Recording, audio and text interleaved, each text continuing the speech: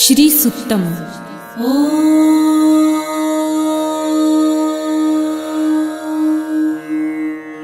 हिरण्यवर्णां हरिणीं सुवर्णरजतस्रजां चन्द्रां हिरण्मयीं लक्ष्मीं जातवेदो महावह ताम आवह जातवेदो लक्ष्मीमनपगामिनीं यस्यां हिरण्यं विन्देयं गामश्वं पुरुषानहम् अश्वपूर्वां रथमध्यां हस्तिनादप्रबोधिनीं श्रियं देवीमुपह्वये श्रीर्मा देवी जुषतां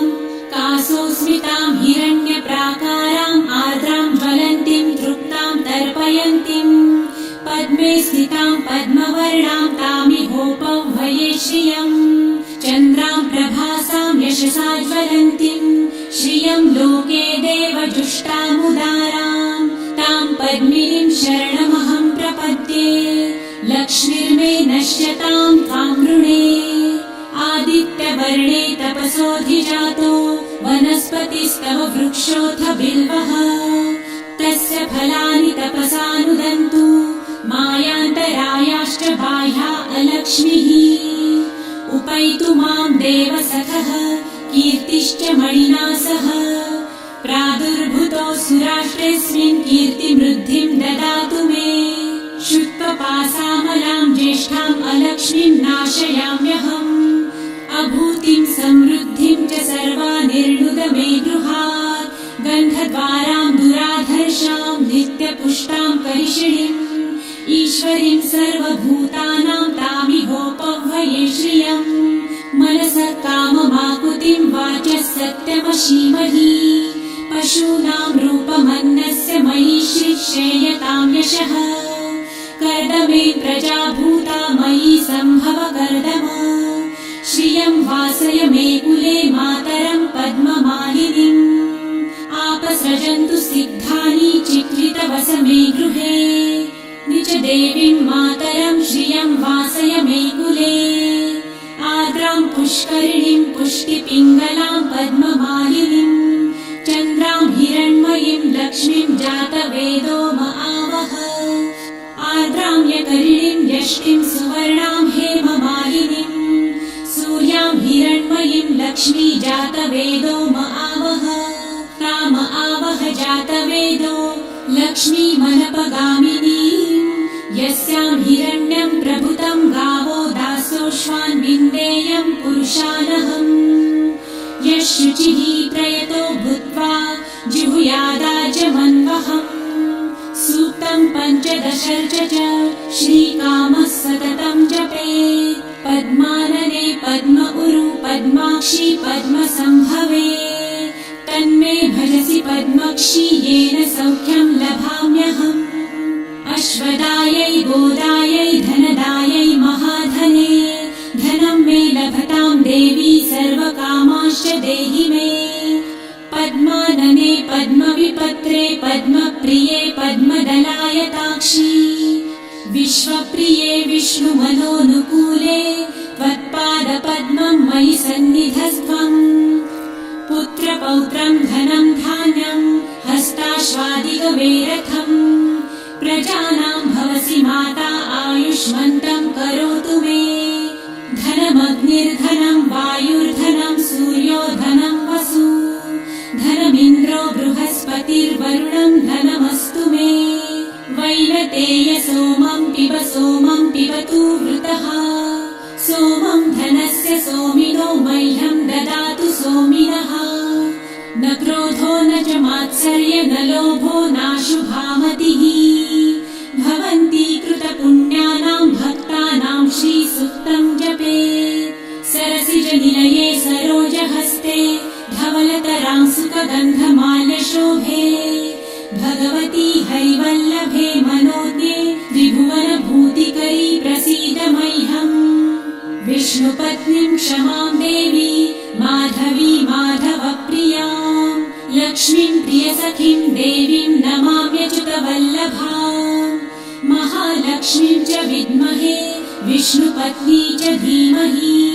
तन्नो लक्ष्मी प्रचोदयात् श्रीवर्चस्वमायुष्यमारोग्यमाविधाचोभमानं महीयते। पशुं बहुपुत्रलाभं शतसंवत्सरं दीर्घमायुः। ॐ शान्ति शान्ति शान्तिः।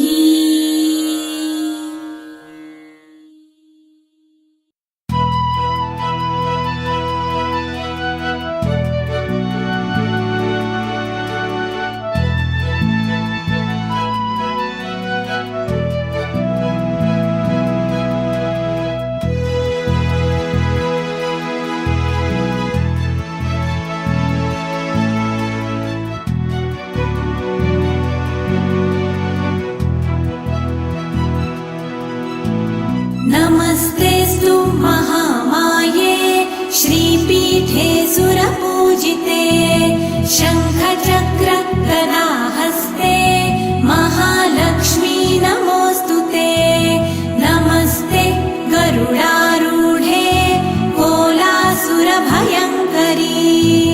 सर्वपाप हरे देवी महालक्ष्मी नमोऽस्तुते। महादेव्यै च विद्महे विष्णुपत्न्यै च धीमहि तन्नो लक्ष्मी प्रचोदयात्।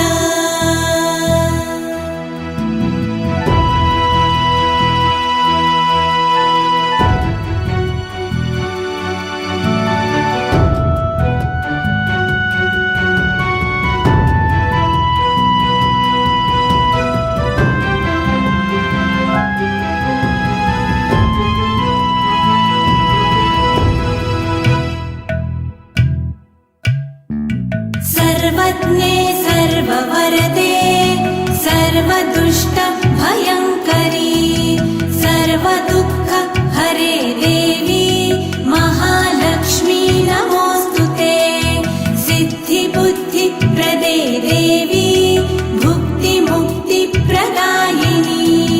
मन्त्रमूर्ते सदा देवी महालक्ष्मी नमोऽस्तुते। महादेव्यै च विद्महे विष्णुपत्न्यै च धीमहि तन्नो लक्ष्मी प्रचोदयात्।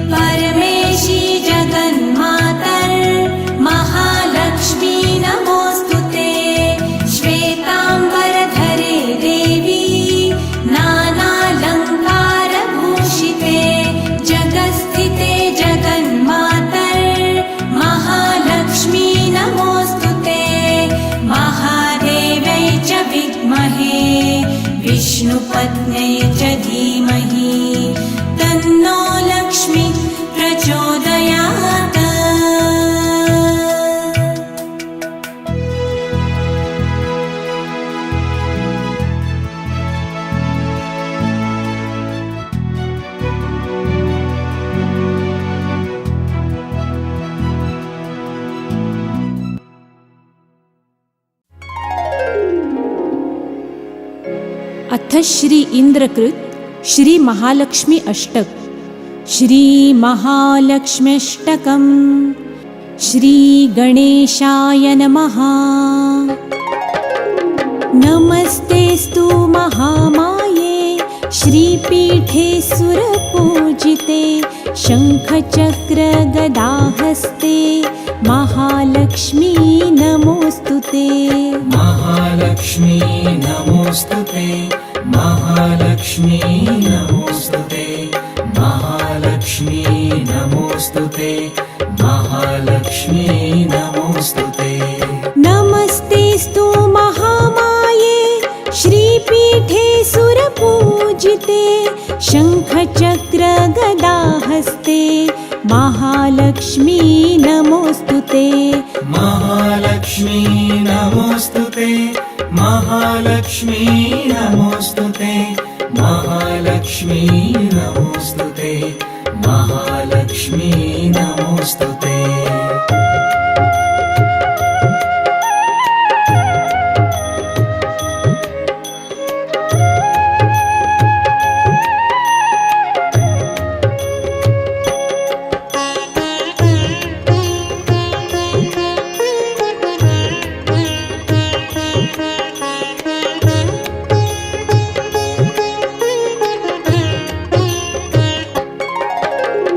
नमस्ते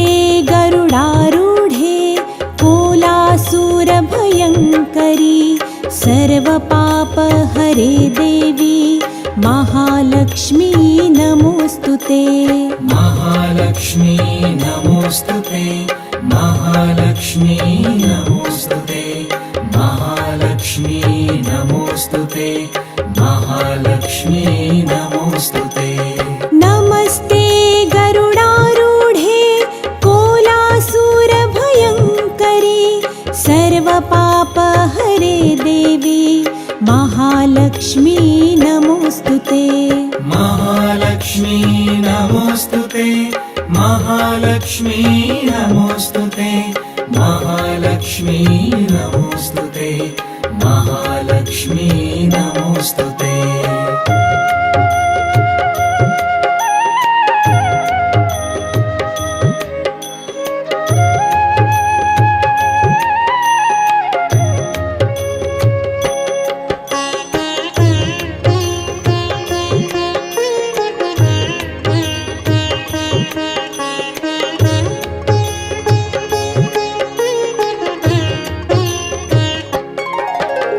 सर्वज्ञे सर्ववरदे सर्वदुष्टभयङ्करी सर्वदुःखहरे देवी महालक्ष्मी नमोस्तुते। महालक्ष्मी नमोस्तुते महालक्ष्मी नमोस्तुते महालक्ष्मी नमोस्तुते महालक्ष्मी नमोस्तुते। सर्वज्ञे सर्ववरदे सर्वदुष्टभयङ्करी सर्वदुःखहरे देवी महालक्ष्मी नमोस्तुते। महालक्ष्मी नमोस्तुते महालक्ष्मी नमोस्तुते महालक्ष्मी नमोस्तुते महालक्ष्मी नमोस्तुते।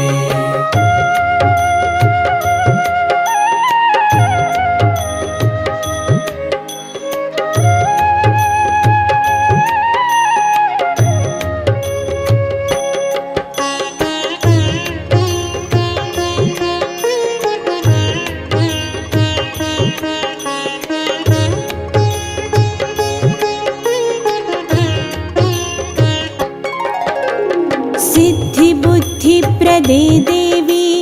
भुक्तिमुक्तिप्रदायिनी मन्त्रमूर्ते सदा देवी महालक्ष्मी नमोस्तुते। महालक्ष्मी नमोस्तुते महालक्ष्मी नमोस्तुते महालक्ष्मी नमोस्तुते महालक्ष्मी नमोस्तुते। सिद्धिबुद्धिप्रदे देवी भुक्तिमुक्तिप्रदायिनी मन्त्रमूर्ते सदा देवी महालक्ष्मी महालक्ष्मी नमोस्तुते महालक्ष्मी नमोस्तुते महालक्ष्मी नमोस्तुते महालक्ष्मी नमोस्तुते महालक्ष्मी नमोस्तुते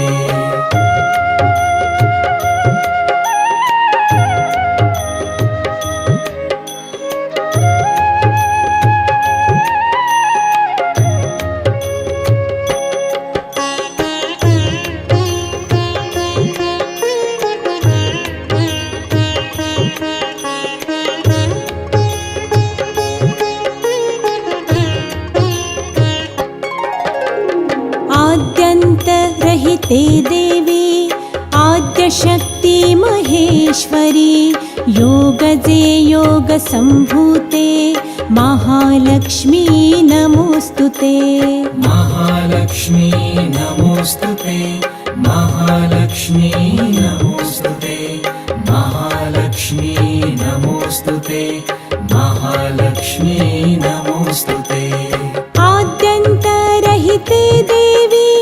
आद्यशक्ति महेश्वरी योगजे योगसम्भूते महालक्ष्मी नमोस्तुते महालक्ष्मी नमोस्तुते महालक्ष्मी नमोस्तुते महालक्ष्मी नमोस्तुते महालक्ष्मी नमोस्तुते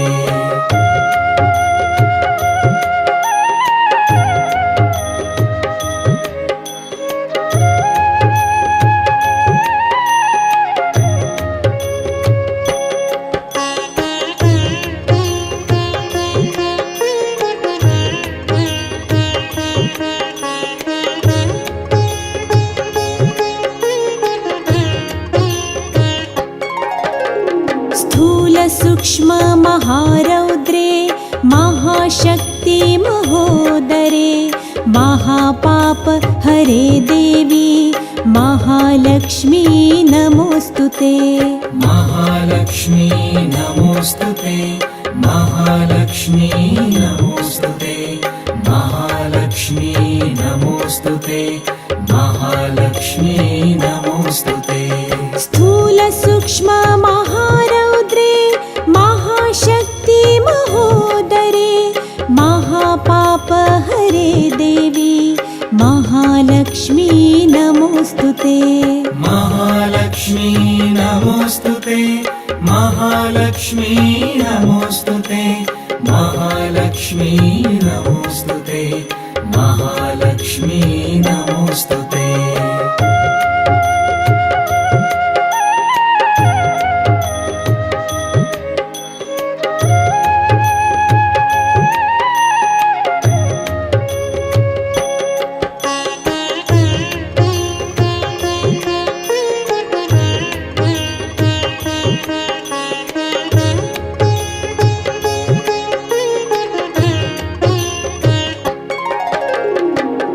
पद्मासनस्थिते देवी परब्रह्मस्वरूपिणी परमेशी जगन्मातर् महालक्ष्मी नमोस्तुते महालक्ष्मी नमोस्तुते महालक्ष्मी नमोस्तुते महालक्ष्मी नमोस्तुते महालक्ष्मी नमोस्तुते पद्मासनस्थिते देवी परब्रह्मस्वरूपिणी परमेशी जगन्मातर् महालक्ष्मी नमोस्तुते महालक्ष्मी नमोस्तुते महालक्ष्मी नमोस्तुते महालक्ष्मी नमोस्तुते महालक्ष्मी नमोस्तुते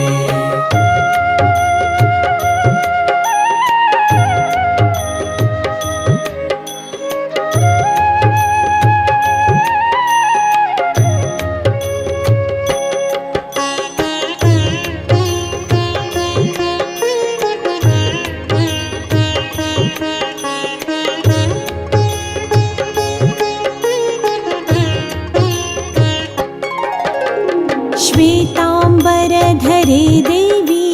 नानालङ्कारभूषिते जगत्स्थिते जगन्मातर् महालक्ष्मी नमोऽस्तुते महालक्ष्मी नमोऽस्तुते महालक्ष्मी नमोऽस्तुते महालक्ष्मी नमोऽस्तुते महालक्ष्मी नमोऽस्तुते श्वेताम्बरधरे देवी नानालङ्कारभूषिते जगत्स्थिते जगन्मातर् महालक्ष्मी नमोऽस्तुते महालक्ष्मी नमोऽस्तुते महालक्ष्मी नमोऽस्तुते महालक्ष्मी नमोऽस्तुते महालक्ष्मी नमोऽस्तुते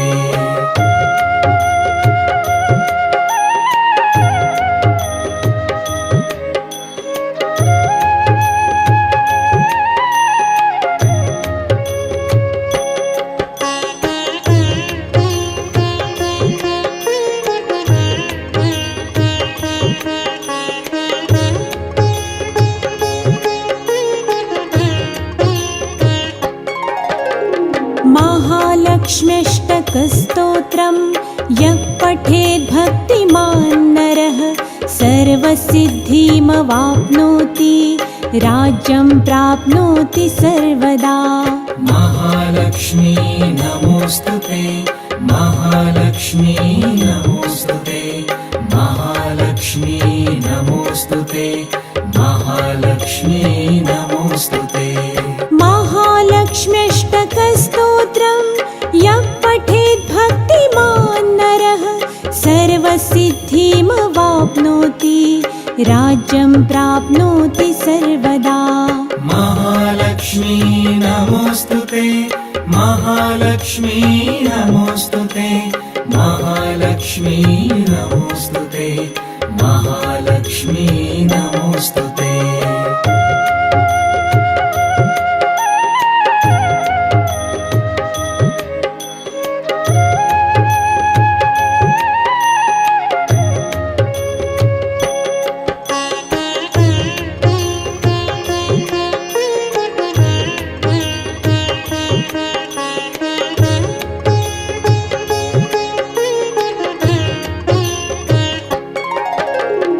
एककाले पठे नित्यं महापापविनाशनं द्विकालं यः पठे नित्यं धनधान्यसमन्वितः महालक्ष्मी नमोऽस्तुते महालक्ष्मी नमोऽस्तुते महालक्ष्मी नमोऽस्तुते महालक्ष्मी नमोऽस्तुते एककाले पठे नित्यं महापापविनाशनं द्विकालं यः पठे नित्यं धनधान्यसमन्वितः महालक्ष्मी नमोऽस्तुते महालक्ष्मी नमोऽस्तुते महालक्ष्मी नमोऽस्तुते महालक्ष्मी नमोऽस्तुते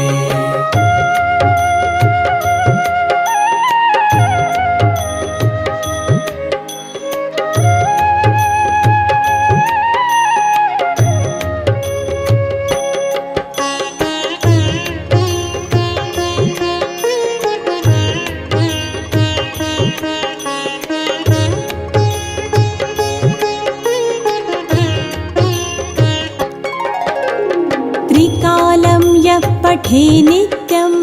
महाशत्रुविनाशनं महालक्ष्मीर्भवे नित्यं प्रसन्ना वरदा शुभा महालक्ष्मी नमोऽस्तुते महालक्ष्मी नमोऽस्तुते महालक्ष्मी नमोऽस्तुते महालक्ष्मी नमोऽस्तुते त्रिकालं यः पठे नित्यं महाशत्रुविनाशनं महालक्ष्मीर्भवे नित्यं प्रसन्ना वरदा शुभा महालक्ष्मी नमोऽस्तुते महालक्ष्मी नमोऽस्तुते महालक्ष्मी नमोऽस्तुते महालक्ष्मी नमोऽस्तुते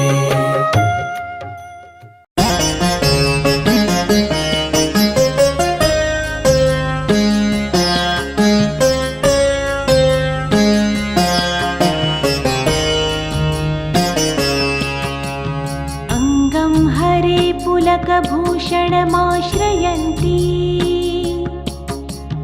भृङ्गाङ्गनेव मुकुलाभरणं तमालम् अङ्गीकृताखिलविभूतिरपाङ्गलीला माङ्गल्यदास्तु मम मङ्गलदेवतायाः मुग्धा मुहुर्विदधति वदने मुरारेः प्रेमत्रपाप्रणिहितानि गतागतानि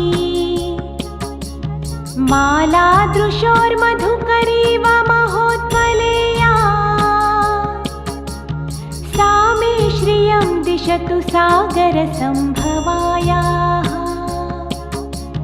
विश्वामरेन्द्रपदविभ्रमदानदक्षम् आनन्दहेतुरधिकं मुरविद्विषोऽपि ईशन्निषीदतु मयि क्षणमिक्षणार्धम् इन्दीवरोदरसहोदरमिन्दिरायाः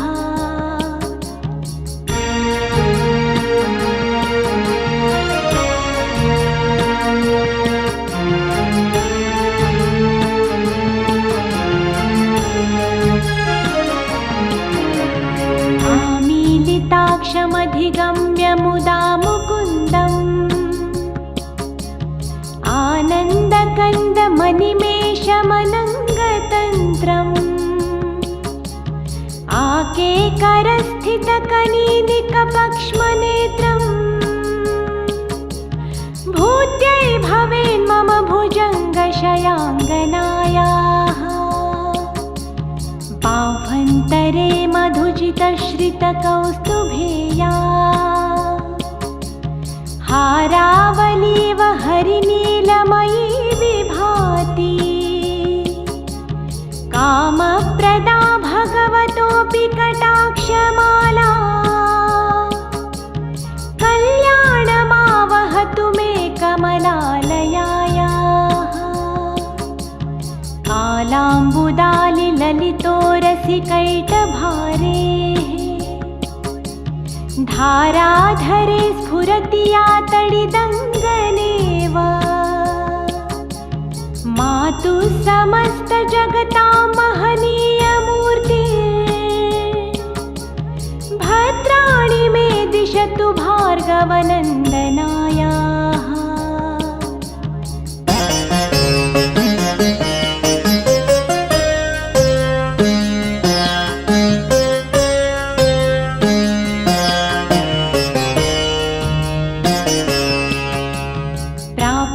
पदं प्रथमतः किल यत्प्रभावान् माङ्गल्यभाजि मधुमाथिनि मन्मथेन मय्यापते तदिह मन्थरमीक्षणार्धम् मन्दालसं चमकरालय कन्यकायाः दत्यादयानुपवनो द्रविणाम्बुधारा अस्मिन्न किञ्चन विहङ्गशिशौ विषण्णे दुष्कर्मघर्ममपनीय चिराय दूरम् नारायण प्रणयिनी नयनाम्बुवाः इष्टाविशिष्टमतयोऽपि यया दयार्द्र दृष्ट्या त्रिविष्टपपदं सुलभं लभन्ते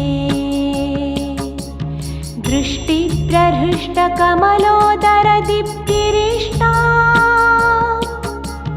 पुष्टिं कृषिष्ट मम पुष्करविष्टरायाः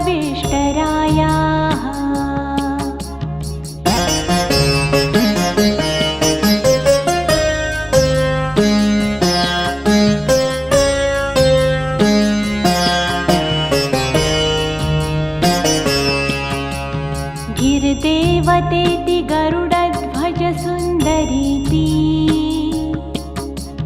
शाकम्भरीति शशिशेखरवल्लभेति सृष्टिस्थितिप्रलयकेलिषु संस्थितायै तस्यै नमस्त्रिभुवनैकगुरोस्तरुण्यै श्रुत्यै नमोऽस्तु शुभकर्मफलप्रसूत्यै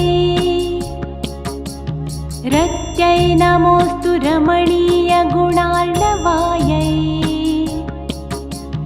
शक्त्यै नमोऽस्तु शतपत्रनिकेतनायै पुष्ट्यै नमोऽस्तु पुरुषोत्तमवल्लभायै नमोऽस्तु नालीकनिभाननायै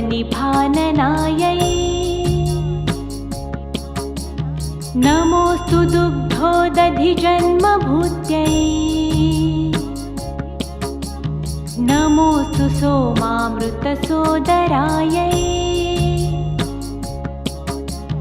नमोऽस्तु नारायणवल्लभायै सम्पत्कराणि सकलेन्द्रियनन्दनानि साम्राज्यदानविभवानि सरोरुहाक्षी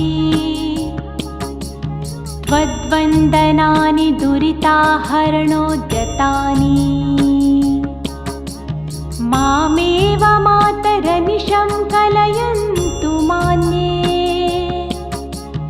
यत्कटाक्षसमुपासनाविधिः सेवकस्य सकलार्थसम्पदः सन्तनोति वचनाङ्गमानसैः त्वां मुरारिहृदयेश्वरीं भजे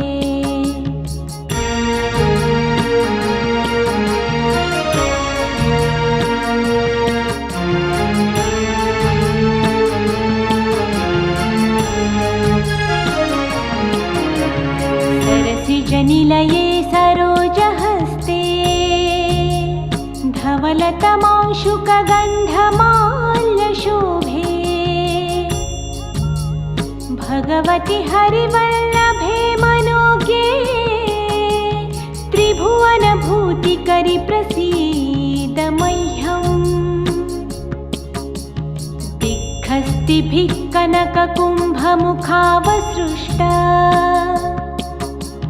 स्वर्वाहिनि विमलचारुजलप्लुताङ्गिम् प्रातर्नमामि जगतां जननीमशेष लोकाधिनाथ गृहिणीममृताब्धिपुत्रीम्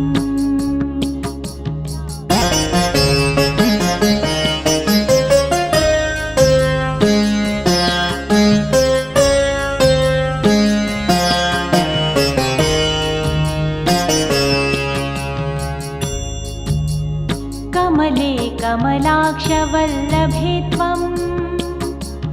करुणापूरतरङ्गितैरपाङ्गैः अवलोकय माम किञ्चनाना प्रथमं पात्रं कृत्रिमं दयायाः स्तुवन्ति ये स्तुतिभिरभूमिरन्वहम् त्रयीमयीं त्रिभुवनमातरं रमा गुणाधिका गुरुतरभाग्यभागिनो भवन्ति ते भुवि बुधभाविताशयाः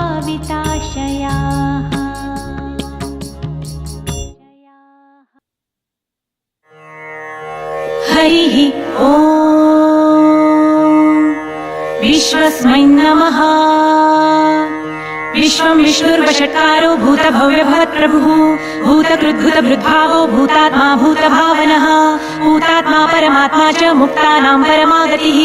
अव्ययपुरुषः साक्षी क्षेत्रज्ञोऽक्षर एव च योगो योगविदां नेता प्रधानपुरुषेश्वरः नारसिंहो वपुः श्रीमान् केशवः पुरुषोत्तमः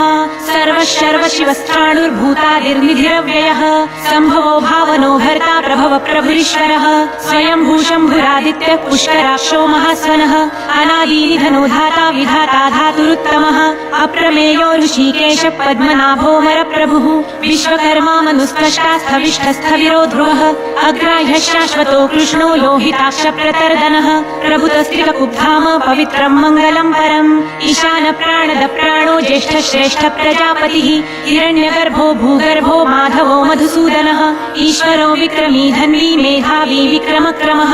अनुत्तमो दुराधर्ष कृतज्ञ कृतिरात्मवान् सुरेशः शरणं शर्म विश्वरेता प्रजाभवः अहः संवत्सरो व्याल प्रत्ययः सर्वदर्शनः अज सर्वेश्वर सिद्ध सिद्धिः सर्वादिरच्युतः वृषा कपिरमेयात्मा सर्वयोग विनिसृतः वसुर्वसुमना सत्यः समात्मा संमितः समः अमोघ पुण्डरीकाक्षो वृषकर्मा वृषाकृतिः रुद्रो बहुशिरा प्रभुर्विश्वयोनिः शुचिश्रवाः अमृतः शाश्वतस्थाणुर्वरारोहो महातपः सर्वगः सर्वविद्वानुर्विश्वक्सेनो जनार्दनः वेदो वेदविदव्यङ्गो वेदाङ्गो वेदवित्कविः लोकाध्यक्षः सुराध्यक्षो धर्माध्यक्ष कृताकृतः चतुरात्मा चतुर्व्यूह चतुर्दंष्ट्रचतुर्भुजः भाजिष्णुर्भोजनं भोक्ता सहिष्णुर्जगदादिजः अनघो विजयो जेता विश्वयोनि पुनर्वसुः उपेन्द्रो वामन प्रांशुर्मोघः शुचिरुर्जितः अतीन्द्रः संग्रहः सर्गो धृतात्मा नियमो यमः वेद्यो वैद्यः सदा योगी विरहा माधवो मधुः अतीन्द्रियो महामायो महोत्साहो महाबलः महाबुद्धिर्महावीर्यो महाशक्तिर्महाद्युतिः अनिर्देश्य वपुः श्रीमान् मेयात्मा महाद्रिधृक् महेश्वासो महीभर्ता श्रीनिवासः सताङ्गतिः अनिरुद्धः सुरानन्दो गोविन्दो गोविदाम्पतिः मरीचिरदमनो हंसः सुपर्णो भुजगोत्तमः हिरण्यनाभः सुतपा पद्मनाभ प्रजापतिः अमृत्युः सर्वदृक्सिंहः सन्धाता सन्धिमान् स्थिरः अजो दुर्मर्षणः शास्ता विश्रुतात्मा सुरारिः गुरुर्गुरुतमो धामः सत्यः सत्यपराक्रमः निमिषो निमिषस्रग्वी वाचस्पतिरुदारधिः अग्रणिग्रामणि श्रीमान् न्यायो नेता समीरणः सहस्रमूर्धा विश्वात्मा सहस्राक्षः सहस्रपात् आवर्तनो निवृत्तात्मा संवृत्तः सम्प्रमर्दनः अहः संवर्तको वह्निरलिलो धरणीधरः सुप्रसाद प्रसन्नात्मा विश्वधृग्विश्वभुग्विभुः सत्कर्ता सत्कृतः साधुर्जन्धुर्नारायणो नरः असङ्ख्येयो प्रमेयात्मा विशिष्टः शिष्टकृच्छुचिः सिद्धार्थः सिद्धसङ्कल्पः सिद्धिदः सिद्धिसाधनः वृषा हि वृषभो विष्णुर्वृषपर्वा वृषोदरः वर्धनो वर्धमानश्च विविक्तः श्रुतिसागरः सुभुजो दुर्धरो वाग्मी महेन्द्रो वसुदो वसुः नैकरूपो बृहद्रूप शिपिविष्टप्रकाशनः ओजस्तेजोदुतीधरः प्रकाशात्मा प्रतापनः रुद्रस्पष्टाक्षरो मन्त्रश्चन्द्रांशुर्भास्करद्युतिः अमृतांशुद्भवो भानु शशबिन्दुः सुरेश्वरः औषधं जगतस्सेतु सत्यधर्मपराक्रमः भूतभव्यभवन्नाथ पवनः पावनो नलः कामः कामकृत्वान्तः कामप्रदः प्रभुः युगादिकृद्युगावर्तो नैकमायो महाशनः अदृश्यो व्यक्तरूपश्च सहस्रजिदनन्तजित् इष्टो विशिष्टशिष्टेष्ट शिखण्डी नहुषो वृषः क्रोधः क्रोधकृत्कर्ता विश्वबाहुर्महीधरः अच्युत प्रथित प्राण प्राणदो वासवानुजः अपां निधिरधिष्ठानमप्रमत्त प्रतिष्ठितः स्कन्द स्कन्दधरो धूर्यो वरदो वायुवाहनः वासुदेवो बृहद्भानुरादिदेव पुरन्धरः अशोकसारणस्तारः शूरः शौरिर्जनेश्वरः अनुकूलश्च तावर्त पद्मि पद्मनिभेक्षणः पद्मनाभोरविन्दाक्ष पद्मगर्भशरीरभृत् महर्धिर्रुद्धो वृद्धात्मा महाक्षो गरुडध्वजः अतुलशरभो भीमः समयज्ञो हविर्हरिः सर्वलक्षणलक्षण्यो लक्ष्मीवान् समितिञ्जयः विक्षरो रोहितो मार्गो हेतुर्दामोदरः सः महीधरो महाभागो वेगवानमिताशनः उद्भवक्षोभणो देव श्रीगर्भः परमेश्वरः करणं कारणं कर्ता विकर्ता गहनो गुह व्यवसायो व्यवस्थानः संस्थानस्थानदो ध्रुवः वर्धिः परमस्पष्टतुष्टः पुष्टः शुभेक्षणः रामो विरामो विरजो मार्गो नेयो नयो नयः वीरशक्तिमतां श्रेष्ठो धर्मो धर्मविदुत्तमः वैकुण्ठः पुरुष प्राण प्राणद प्रणवः पृथुः हिरण्यगर्भशत्रुघ्नो व्याप्तो वायुरधोक्षजः ऋतुः सुदर्शनः काल परमेष्ठी परिग्रह उग्र संवत्सरो दक्षो विश्रामो विश्वदक्षिणः विस्तार स्थावर स्थाणु प्रमाणं बीजमव्ययम् अर्थो महाकोशो महाभोगो महाधनः अनिर्विण्णस्थविष्टो भूर्धर्मयूपो महामखः नक्षत्रनेमिर्नक्षत्री क्षमक्षामः समीहनः यज्ञ ईजो महेजश्च क्रतुस्सत्रं सताङ्गतिः सर्वदर्शी विमुक्तात्मा सर्वज्ञो ज्ञानमुत्तमम् सुहृतः सुमुखः सूक्ष्मः सुघोषः सुखदः सुहृत् मनोहरो जितक्रोधो वीरबाहुर्विदारणः स्वापनः स्ववशो व्यापी नैकात्मा नैककर्मकृत् वत्सरो वत्सलो वत्सी रत्नगर्भो धनेश्वरः धर्मगुग्धर्मकृद्धर्मी सत्सत्क्षरमक्षरम् अविज्ञाता सहस्रांशुर्विधाता कृतलक्षणः गभस्तिनेमि सत्त्वस्थः सिंहो भूतमहेश्वरः आदिदेवो महादेवो देवेशो देवभृद्गुरुः उत्तरो गोपतिर्गोप्ता ज्ञानगम्यः पुरातनः शरीरभूतभृद्भोक्ता कपिन्द्रो भूरि दक्षिणः सोमपो मृतपः सोमः पुरुजित्पुरुसत्तमः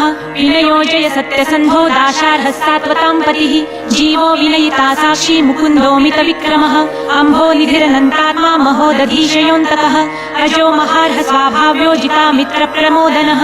आनन्दो नन्दनो नन्दः सत्यधर्मात्रिविक्रमः महर्षि कपिलाचार्य कृतज्ञो मेदिनीपतिः त्रिपदस्त्रिदशाध्यक्षो महाशृङ्गः कृतान्तकृत् महावराहो गोविन्दः सुषेण कनकाङ्गदी गुह्यो गभीरो गहनो गुप्तश्चक्रगदाधरः वेधास्वाङ्गोजितकृष्णो दृढः सङ्कर्षणोचितः वरुणो वारुणो वृक्षपुष्कराक्षो महामनः भगवान् भगहानन्दी वनमाली हलायुधः आदित्यो ज्योतिरादित्यः सहिष्णुर्गतिसत्तमः सुधन्वाखण्डपरशुर्दारुणो द्रविणप्रदः दिवस्पृक्सर्वदृग्वासो वाचस्पतिरयो निजः त्रिसामासामगस्साम निर्वाणं भेषजं भिषक् सन्न्यासतुच्छमशान्तो निष्ठा शान्तिपरायणम् शुभाङ्गशान्तिदस्रष्टा कुमुदकुवलेशयः गोहितो गोपतिर्गोप्ता वृषभाक्षो वृषप्रियः अलिवर्ती निवृत्तात्मा संक्षेपाक्षेमकृच्छिवः श्रीवत्सवक्षा श्रीवास श्रीपति श्रीमताम्बरः श्रीद श्रीश श्रीनिवास श्रीनिधि श्रीविभावनः श्रीधर श्रीकर श्रेय श्रीमान् लोकत्रयाश्रयः स्वक्षस्वङ्गशतानन्दो नन्दिर्ज्योतिर्गणेश्वरः विजितात्मा विधेयात्मा सत्कीर्ति छिन्न संशयः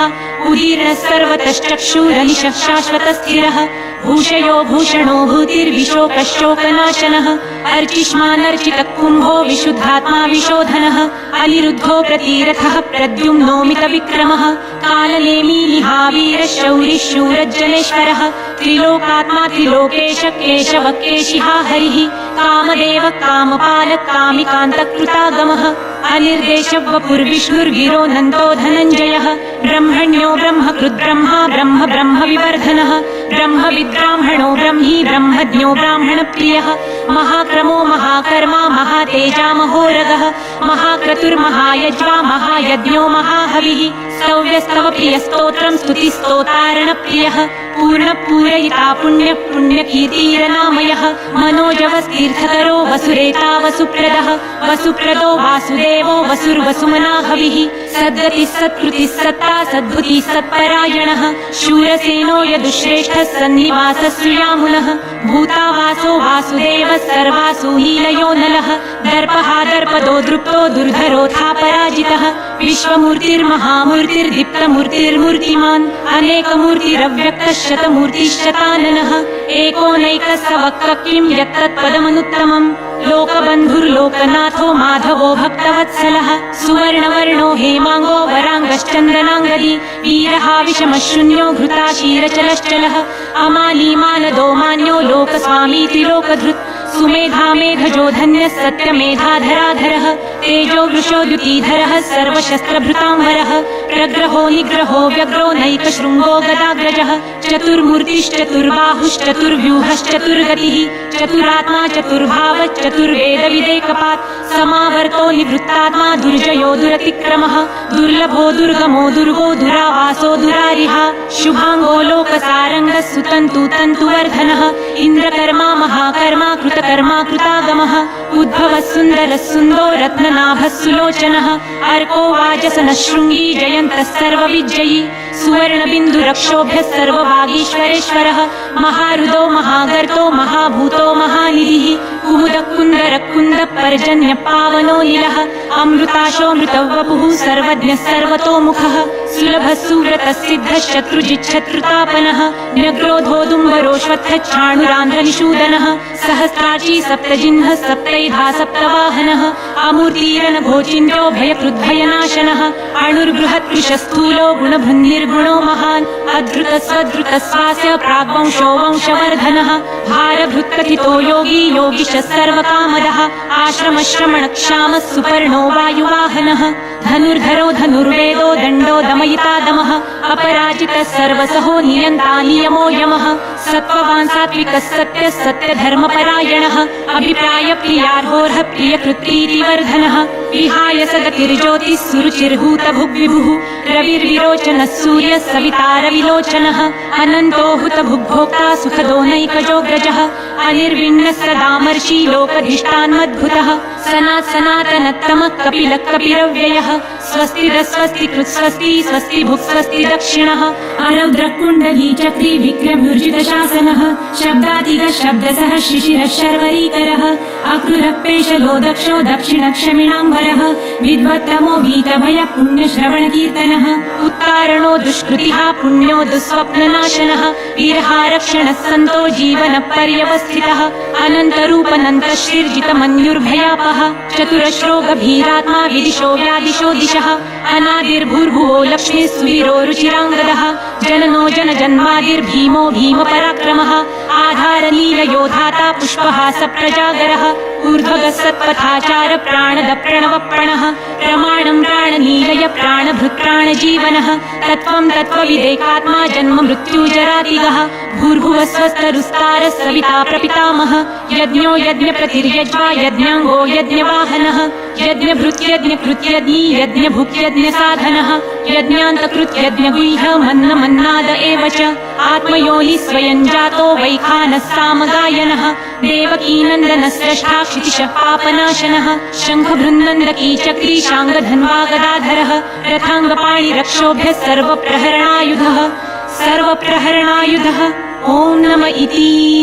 वनमाली गदीशाङ्गी शङ्खि चक्री च नन्दकी श्रीमान् नारायणो विष्णुर्वासुदेवोऽभिरक्षतु